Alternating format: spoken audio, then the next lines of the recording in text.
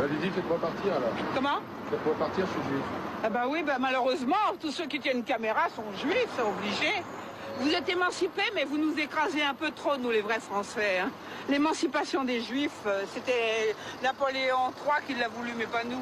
En 1808, il a donné un territoire, un os à ronger aux Juifs en Algérie. Et nous, maintenant, on nous accuse d'avoir occupé l'Algérie. Tout ce que font les Juifs, c'est pas les Français qui le font. Vous êtes trop juifs en face de moi, là, ça se voit sur votre tête. La France est aujourd'hui la putain d'Israël. Nous sommes une colonie israélienne. D'où ça vient qu'on passe le portrait de 6 soldats israéliens morts? On n'a jamais vu des portraits, même de civils palestiniens, où on va interroger la famille, on donne leur histoire, etc. Donc là, il y a vraiment un travail. Il faut dire qu'il y a un travail de propagande israélien fait en France que personne ne dénonce. On dénonce les ingérences russes, etc. Moi, je pense qu'Israël est un des pays qui s'ingère le plus dans les affaires intérieures françaises et qui essaye de trouver des relais et qui a une grande compétence pour ça.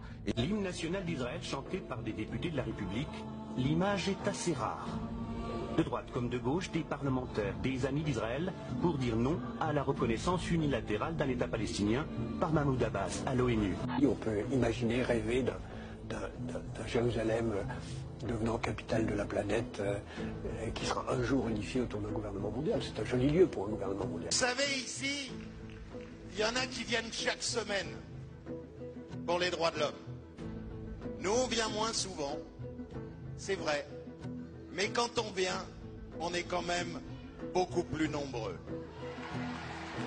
Alors, ce soir, moi, j'avais le bureau politique de mon parti. Et Xavier Bertrand m'a dit, mais tu t'en vas.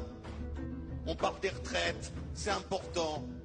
Et je lui ai fait passer un papier en disant, pour moi, Israël, c'est plus important que les retraites. Le fait qu'il y ait le président et plusieurs ministres, je ne sais pas si c'est tous, aillent chaque année au dîner du CRIF, est-ce que c'est choquant? Oui, moi je trouve que ça me choque. Ça m'a toujours choqué, je le dis franchement, c'est comme ça. Si j'étais ministre, je n'irais à aucun dîner de ce type. C'est choquant et c'est vrai qu'on a vu même des interventions de certaines associations sur la justice. Dans l'affaire Fofana, on a quand même été un peu choqués. Le juge rend leur décision et puis il suffit que le CRIF dont vous parlez proteste et puis hop, tout d'un coup, le garde des Sceaux fait appel. Parfois, on a même l'impression que sur la justice pénale, il y a une influence directe de certains lobbies. Donc, c'est très gênant. Par ma femme, je suis lié de manière éternelle à la communauté juive et à Israël, quand même. Israël, pour vous, c'est intouchable? Israël, c'est intouchable, oui. Je suis depuis toujours, à titre personnel, un ami d'Israël. J'aime ce pays, j'en connais beaucoup de ses habitants, avec lesquels il m'arrive bien souvent de parler de l'aventure extraordinaire qu'est l'histoire de ce pays. Si on peut en effet réduire un peu le caquet aux coqs gaulois et aux coqs nationaux en général, ça me paraît être assez salubre. Nous allons au standard de France Inter. Linda nous appelle de Bordeaux. Bonjour Linda et bienvenue sur France Inter. Oui, merci à vous.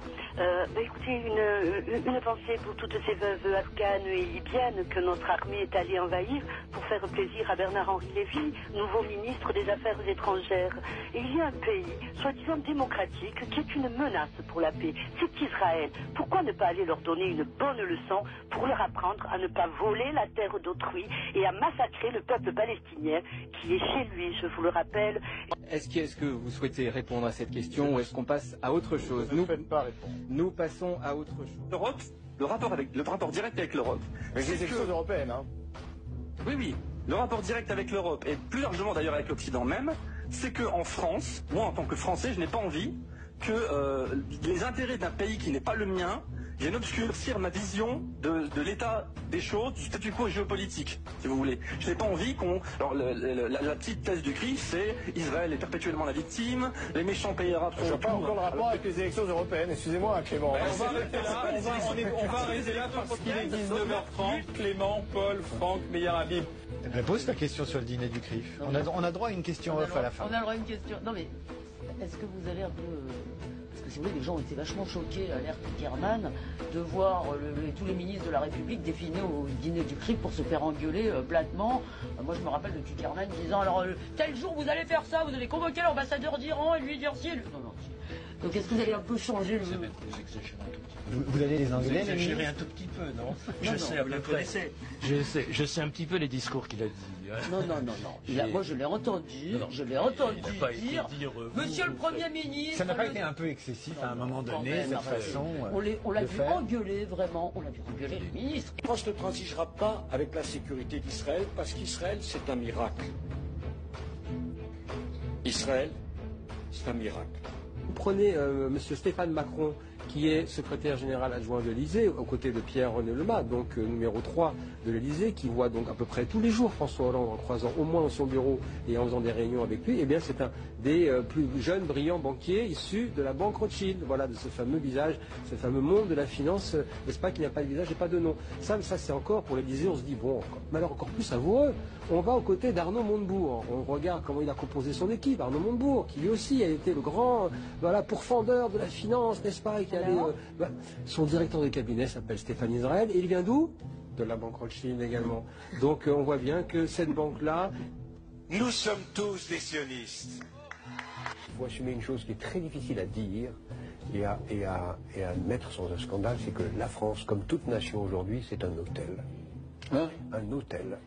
Un hôtel qui doit bien traiter ses employés, mais qui doit aussi être accueillant pour tous ses clients.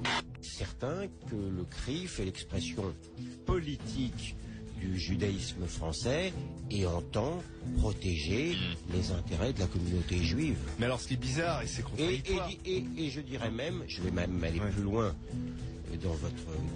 dans votre malice, non seulement les intérêts de la communauté juive, mais également, il me plaît à le dire et à le penser, les intérêts, sinon de l'État d'Israël, au moins de l'existence de l'État d'Israël. La France est aujourd'hui la putain d'Israël. Nous sommes une colonie israélienne. Et ça, c'est sur le service public à la grand-messe du samedi soir. Nous avons Bernard-Henri Lévy qui arrive, qui est un type normalement qui devrait être presque banni des médias pour mensonges répétés, qui n'a aucune légitimité, et qui vous explique, il ne vous explique pas que Soral est un paranoïaque et qu'il accuse abusivement des citoyens qui seraient par ailleurs d'origine juive. Il dit voilà, nous les juifs, il le dit bien comme ça, sommes le trésor des nations, et notre destin manifeste, c'est de dominer les autres peuples.